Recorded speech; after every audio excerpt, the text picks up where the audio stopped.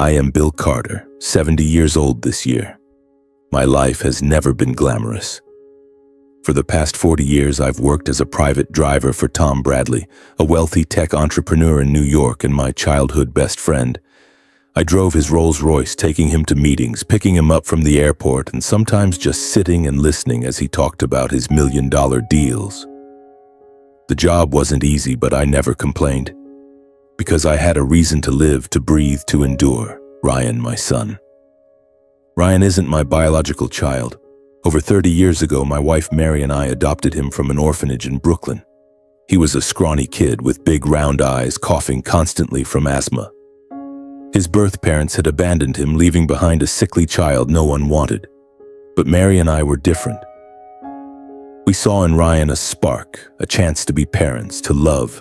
We brought him home, cared for him through sleepless nights when he struggled to breathe, and held him when asthma attacks left him trembling. I worked day and night, and Mary took up sewing jobs, all to afford his medicine, hospital bills, and to give Ryan a decent life. We lived in a small apartment in Queens, but I always dreamed of a bigger home for Ryan. I wanted him to have a house, a future, a life where he wouldn't have to worry like we did. Mary and I saved every penny for going vacations and new clothes to set aside money for Ryan's college education. He excelled in school, graduated with an engineering degree, and I was so proud I wanted to shout it to the world. But my greatest joy was when Ryan stood on the graduation stage smiling and called me Dad. In that moment, every hardship, every sacrifice was worth it. Mary passed away 5 years ago from cancer. She left quietly, leaving me with an emptiness I could never fill. I moved into a small apartment attached to Tom's Long Island mansion to make driving him easier and to save money. Every month I sent money to Ryan to help him pay off student loans and support his new life. I didn't want him to struggle, didn't want him to face the hardships I did. But deep down, I knew I was also trying to fill the loneliness since Mary's departure. I'm old now, with white hair and a stooped back. But my heart still beats for Ryan. He's the reason I wake up every morning, the light in my darkest days. I've never told him he was adopted. To me, Ryan is my flesh and blood, my everything, and I've done all I could to give him a better life than mine. 10 years ago, Mary and I decided to buy a house for Ryan. He had just gotten engaged to Emma, a beautiful but sharp-witted girl, and we wanted to give them a solid start. We found a small house in New Jersey, 3 bedrooms with a lush green backyard, perfect for Ryan and Emma to build their family. The house wasn't cheap, and Mary and I had to take out a bank loan, use up all our savings, and even sell our engagement ring. But we didn't regret it. It was a gift for Ryan for his future. Time passed, Ryan and Emma got married and moved into the new house. Mary and I kept working, paying off the bank loan and sending money to support them. Every time I visited, I saw Ryan happy, the house filled with laughter. I thought I had done the right thing, but sometimes I noticed Emma's gaze. She looked at me as if I were just a driver, a hired hand, not Ryan's father. I brushed it off, thinking it was just my imagination. I didn't want to disrupt my son's happiness. One morning, while driving Tom, I felt a sharp pain in my chest. It came on so suddenly that my hands trembled on the steering wheel. I pulled over, gasping for breath, trying to hide it. Tom noticed immediately. "Bill, are you okay? You look pale." I forced a smile, saying I was just tired, but I knew something was wrong. The doctor confirmed I had a heart condition. It wasn't too serious if I rested, but I could no longer drive safely. "Mr. Carter, you need to slow down," the doctor said. "If you don't, you could be in danger." I sat in the clinic, hands covering my face, thinking about the future. I had worked my whole life, sacrificed everything, but now my body was betraying me. I wasn't afraid of dying. I was afraid of not being able to care for Ryan anymore. I told Tom about my condition. He looked at me, his eyes full of concern. "Bill, retire. You've done enough. Let me take care of things." I shook my head. Retiring meant losing my income, losing my ability to support Ryan. But Tom wouldn't take no for an answer. One afternoon, he called me into his office and handed me an envelope. "This is my gift to you," he said. "Company stock's worth $3 million. Don't refuse, Bill. You deserve this." My hands trembled as I held the envelope. $3 million, a sum I had never dared to dream of. I looked at Tom, tears welling up. "Tom, I can't," he cut me off. "You're my friend, Bill. You've been by my side for 40 years. Let me do this for you." I hugged him, unable to speak. It was the first time I'd cried since Mary's death. I didn't tell anyone about the stocks, not even Ryan. I wanted to keep it a secret, to use the money to live comfortably, to enjoy my remaining days. I imagined buying a small house, living near Ryan, helping him care for the grandchild soon to be born.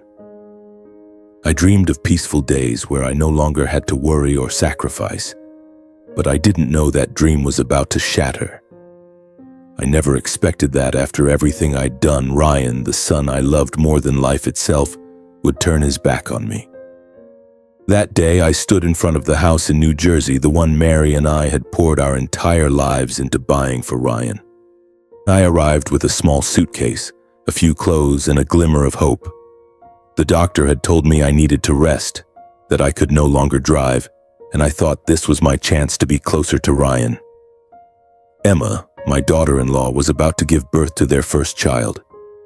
I wanted to help, to hold my grandchild, to feel a bit of family warmth after the lonely years since Mary's passing. I knocked on the door, my heart pounding. Ryan opened it, his smile faint. "Dad? What are you doing here?" His voice lacked the warmth I had hoped for. I took a deep breath, trying to stay calm. "I've retired, Ryan. My health isn't good. I want to stay here for a while to help you and Emma with the baby." I waited for a hug, a word of welcome. But Ryan just looked at me, his brows furrowing. "Wait a moment, let me talk to Emma." He closed the door, leaving me standing on the porch, my suitcase at my feet. The October wind was bitterly cold, cutting through my thin jacket. I heard whispers inside, Emma's sharp voice, Ryan's quieter one, as if he were trying to persuade her. Then the door opened, but it wasn't Ryan. It was Emma, wearing a maternity dress, hands on her hips, her eyes icy. "Dad, Bill, we don't need help," she said bluntly. "The baby will have a professional nanny. You don't need to stay here." I was stunned but forced to smile. "Emma, I don't want to be a burden. I just want to be near family, to help however I can." But Emma cut me off. "Dad, let's be honest. You're a driver, not a nanny. We need you to work, to earn money, to provide financial support. Staying here would just be an extra burden." My chest tightened, not from my heart condition, but from Emma's words. Driver, burden. Those words sliced into me like a knife. I had sacrificed my entire life for Ryan, for this house, and now I was seen as useless, unwanted. I looked past Emma and saw Ryan standing behind her, head bowed, silent. "Ryan," I called, my voice trembling. "What do you think?" He looked up, his eyes avoiding mine. "Emma's right, Dad. You retired too soon. Right now, we need money more than your presence." I turned away, not wanting them to see my tears. I dragged my suitcase and walked down the path to the street. I had no home of my own, nowhere to go, but I'd rather sleep on the street than stay where I was despised. That night, I returned to the small apartment attached to Tom's mansion, lying in bed, staring at the ceiling. The image of Ryan, head bowed, silent, haunted me. He had changed, or perhaps I had never truly understood my son. A few days later, I received a message from Emma. It wasn't an apology, but a demand. "Dad, find a job. We need money to buy a new car for the baby." I read the message, my hands shaking.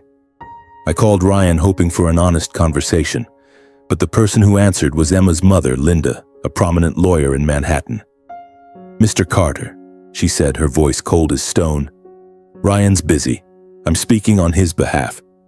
You should find a job, or better yet, move into a nursing home. Don't bother our family." I was speechless. Nursing home. They wanted to cast me aside as if I were an old, useless piece of furniture. I hung up, my heart aching, not from my condition, but from the harsh truth. My son's family didn't need me. I tried one more time. I refused to believe that Ryan, the son I loved so dearly, could truly turn his back on me. I drove to New Jersey despite the increasingly frequent chest pains. I wanted to look into Ryan's eyes to hear him say that he was still my son, but this time things were even worse. Ryan opened the door, his eyes filled with irritation. "What are you doing here again, Dad? I've made it clear." I took a deep breath, keeping my voice steady. "Ryan, I have nowhere else to go. I just want to be near you, near my grandchild. I'm not asking for anything." But Ryan cut me off, his tone harsh. "Dad, enough. You retired, you have no money, and now you want to mooch off us? You're a driver. What can you even contribute? Go find a job or move to a nursing home. Don't embarrass us." I stood frozen, as if slapped across the face. Mooch. Embarrass. Those words echoed in my mind, tearing my heart apart. I looked at Ryan, searching for any trace of the little boy who once held my hand, who called me Dad with a radiant smile. But that boy was gone.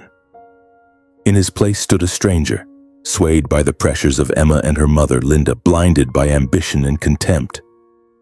"Ryan," I said, my voice choking, "have you forgotten everything your mother and I did for you? This house, your tuition, everything, and you promised to take care of me." Ryan scoffed, a cold laugh I'd never heard from him before. "Promised? Don't be delusional, Dad. This house is mine legally. You have no claim here. Just go. Don't make things worse." I turned away, tears streaming down my cheeks. I didn't want Ryan to see my weakness, but my heart felt shattered. I drove back to Long Island, my mind blank. That night I opened the safe and took out a document. It was the contract Ryan had signed 10 years ago when we gifted him the house.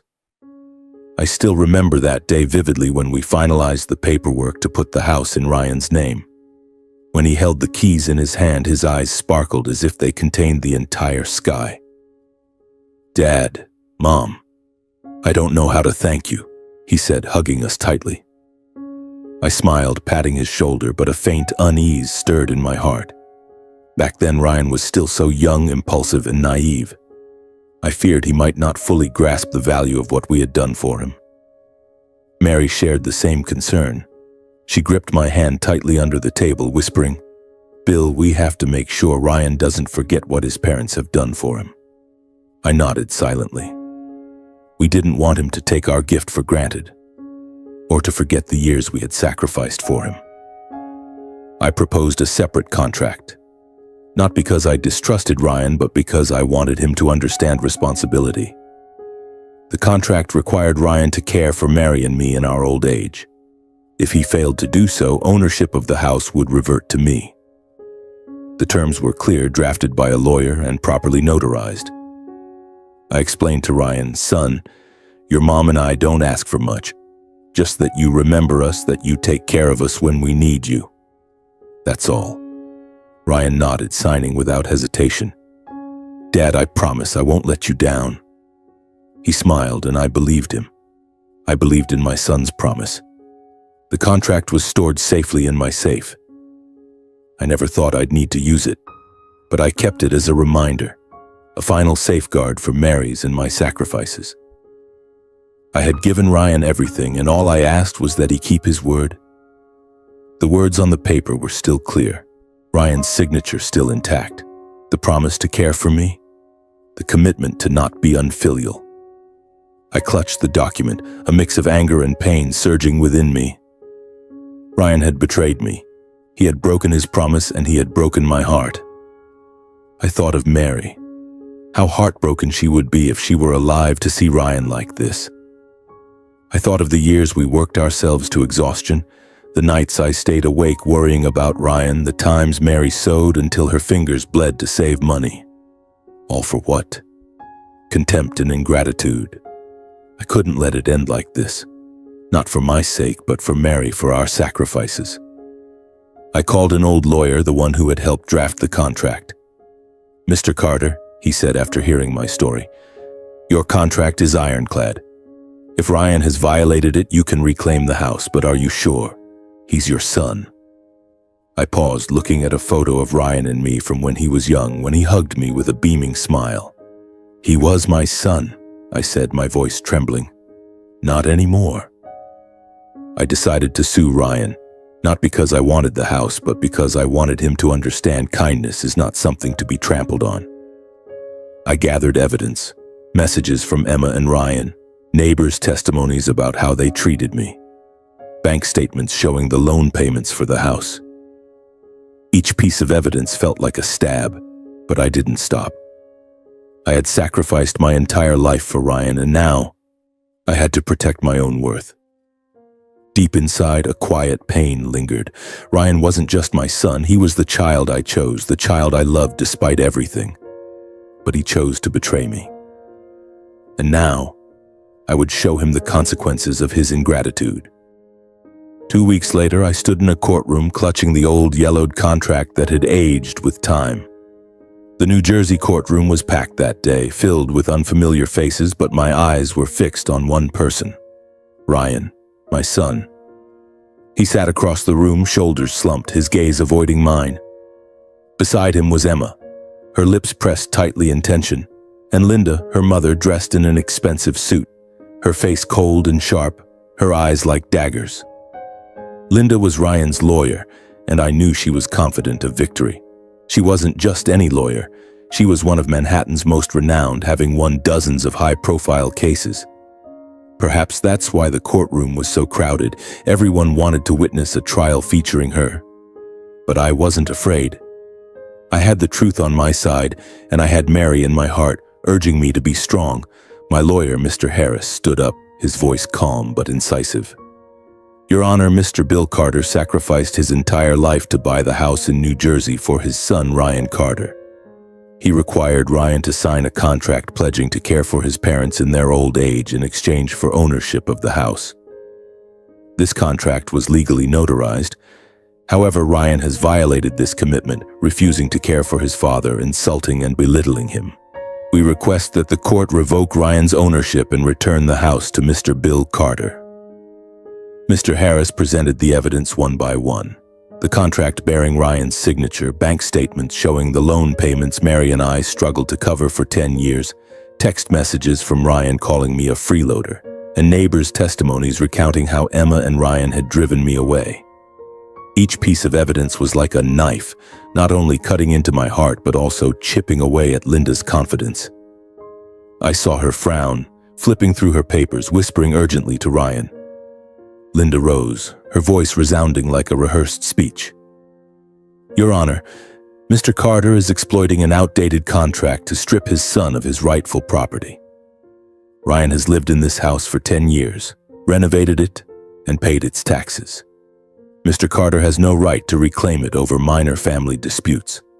Furthermore, as a driver, he lacks the financial means to maintain the property. His claim is unreasonable and driven by vengeance. My hands clenched, my face burning with anger. Minor disputes. Linda had no idea about the sleepless nights I spent worrying for Ryan, the days Mary sewed until her fingers bled to save money, or the heart pains that made me think I might die. I wanted to stand and shout at her, but Mr. Harris placed a hand on my shoulder, shaking his head. Let the court decide, Bill. The trial lasted 3 days, each one a battle.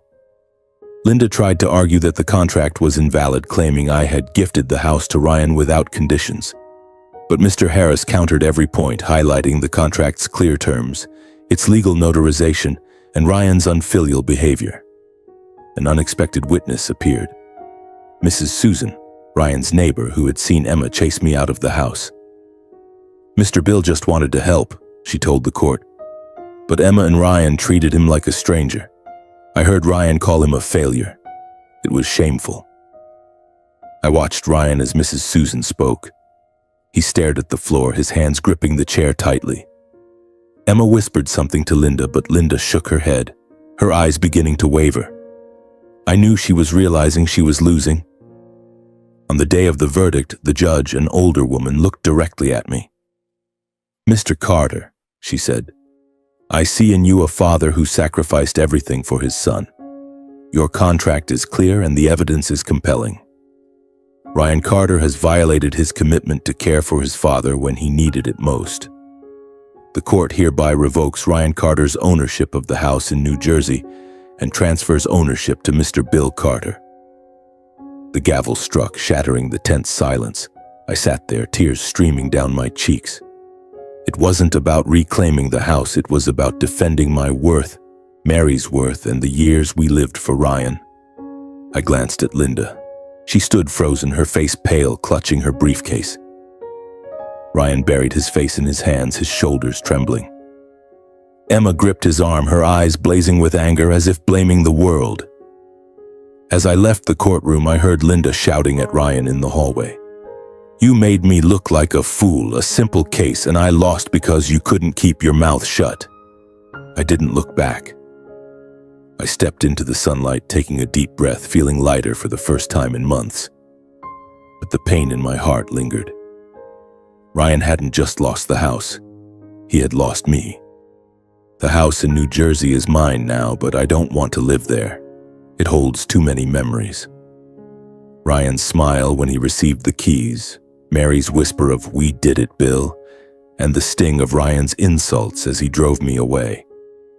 I rented the house out, using the income to cover medical bills and staying temporarily in Tom's apartment. But I know that the lives of Ryan, Emma, and Linda have been turned upside down. Ryan and Emma no longer have a place to call home.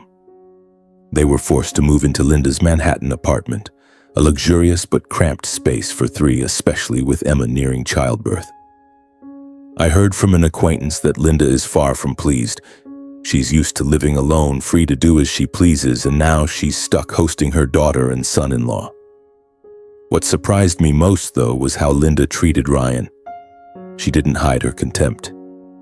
"You're a burden," she told him during a dinner, according to a mutual friend. "You made me lose that case, tarnished my reputation. My colleagues are laughing at me because of you." Ryan, once a confident engineer, now lives under constant stress. Linda calls him useless, the reason for her humiliation. Each word from her is like a knife, eroding Ryan's self-esteem. Emma, who initially stood by her husband, has grown distant. She blames Ryan for not being strong enough, not capable enough to protect their family. Arguments have erupted, and I heard they sleep in separate rooms, no longer speaking as they once did. Their marriage, once Ryan's pride, is now like a cracked glass waiting to shatter. I don't take joy in learning this.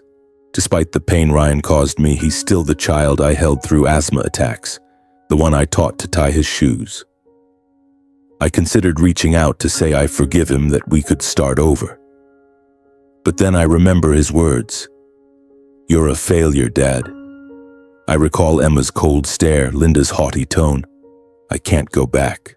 Not because I don't love Ryan, but because I have to love myself. One evening I sat in the apartment looking at a photo of Mary and me from our youth. She was smiling, her eyes bright like stars. "Mary," I whispered, "what should I do?" I imagined her taking my hand as she did when we faced hardships.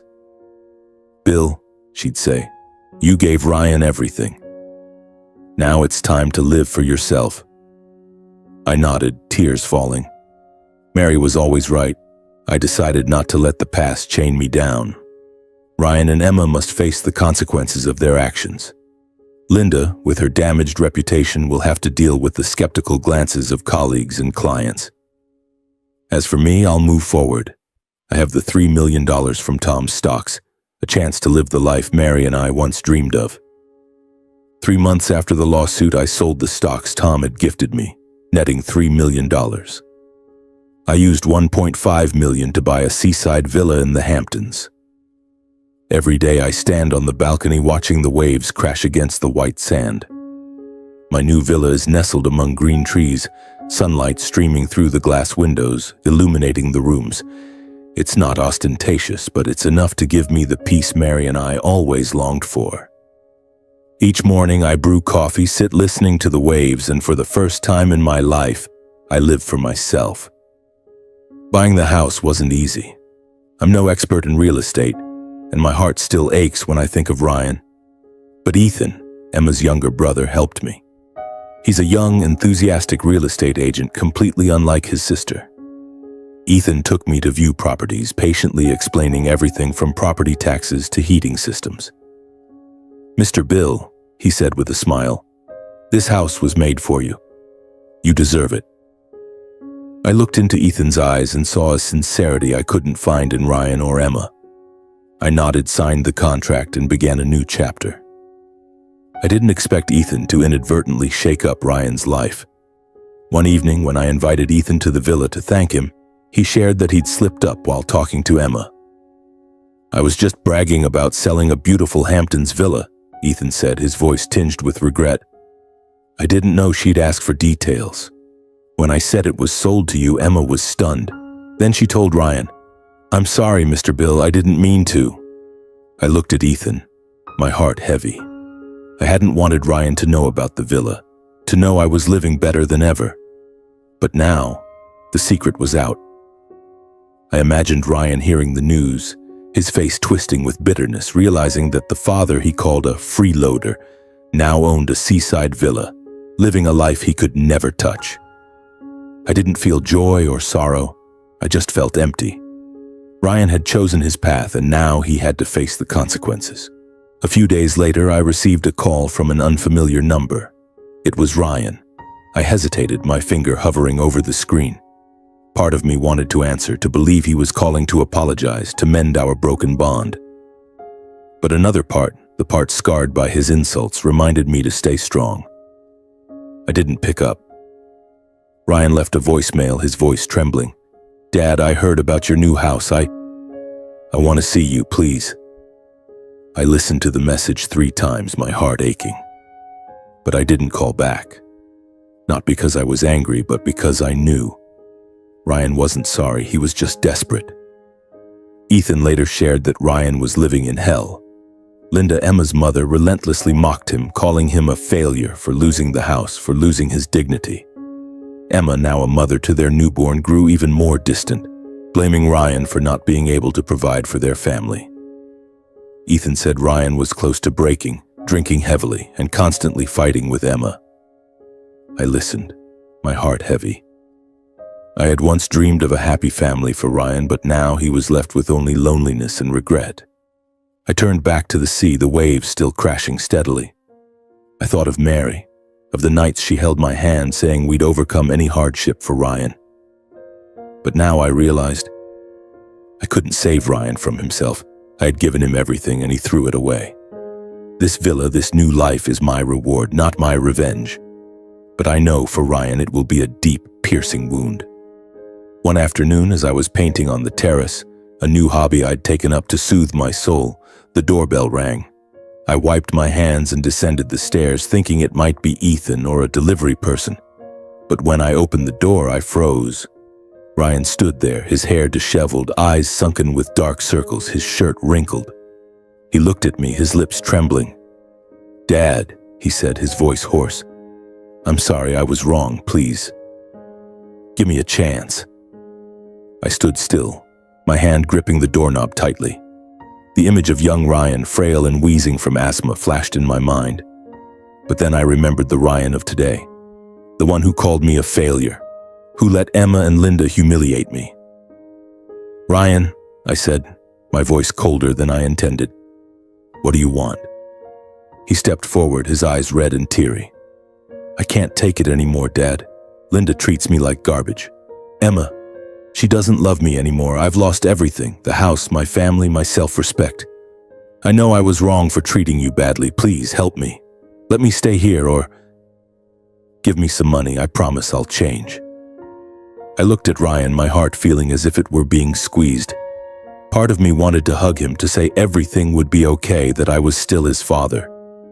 But another part, the part that had endured his betrayal, reminded me that Ryan's apology wasn't born of love but of desperation. I took a deep breath, stepped outside, and closed the door behind me. "Ryan," I said, "you had your chance. You promised to take care of me, but you chose to turn your back. Now you want me to save you, but I can't, not because I don't love you, but because I have to love myself." Ryan fell to his knees, clutching my legs, sobbing, "Dad, I'm begging you, I have no one left." I wanted to lift him up, but I stood still, tears rolling down my cheeks. I knew if I gave in, I'd sacrifice again, putting Ryan above myself. And I couldn't do that anymore, not after everything. I looked into Ryan's eyes, my voice trembling but resolute. Ryan, there's something you need to know. You're not my biological son. Your mother and I adopted you from an orphanage in Brooklyn when you were a baby, sick with asthma, abandoned by your birth parents. I loved you as my own, sacrificed my entire life to give you everything. But you betrayed that love. You may not owe me blood, but you owed me a promise. And you broke it. Ryan looked up, his face pale as if I'd struck him. I'm adopted, he mumbled, his voice breaking. I nodded, tears falling. Yes, but to me, you were always my son, until you chose not to be. I turned back into the house, closed the door, and didn't look back. I heard Ryan crying outside, but I didn't open the door. I couldn't. Not because I hated him. I'm sorry, but I need to protect my heart. That night, I sat on the balcony staring at the dark sea. I thought of Ryan, the boy I'd saved from the orphanage, and the man who had hurt me. I thought of Mary, of our sacrifices. I had given Ryan everything, but I couldn't give him gratitude. I blocked Ryan's number, Emma's, and Linda's. The final thread had snapped, and for the first time, I felt free. Now at 70, I lived the days I never dared to dream of. Painting, playing golf, joining a community club where I've made new friends. They call me Bill, the sea painter, and I laugh, my heart light. I no longer have contact with Ryan, Emma, or Linda. The truth about Ryan's adoption severed the last tie. I don't hate him. I only regret that he didn't cherish what Mary and I sacrificed. Once at the golf club, a friend asked, "Bill, do you regret adopting Ryan?" I looked out at the sea, remembering the smile of young Ryan the day I brought him home from the orphanage. "No," I said, smiling. "I don't regret it. I only wish I'd protected my own worth sooner." Mary remains in my heart. Every night I look at her photo on the table and whisper, "Mary, I did it." I imagine her smiling, holding my hand as she used to. I've learned that kindness shouldn't come at the cost of self-destruction. I gave Ryan everything, but now I choose myself. Today I received an invitation to a community art exhibition. My painting of the sea has been chosen to hang in the center. I stand before the mirror, adjusting my suit jacket, smiling at the silver-haired man looking back. He's no longer the driver who slaved for his son. He's Bill Carter, a man who found happiness in the simple things. The sea still crashes outside, steady and endless. I step out of the house, breathing in the salty air. My new life begins here, and this time I'll live for myself, for Mary, for the dreams we once forgot. I close the door, my heart at peace. My journey at last has found its shore.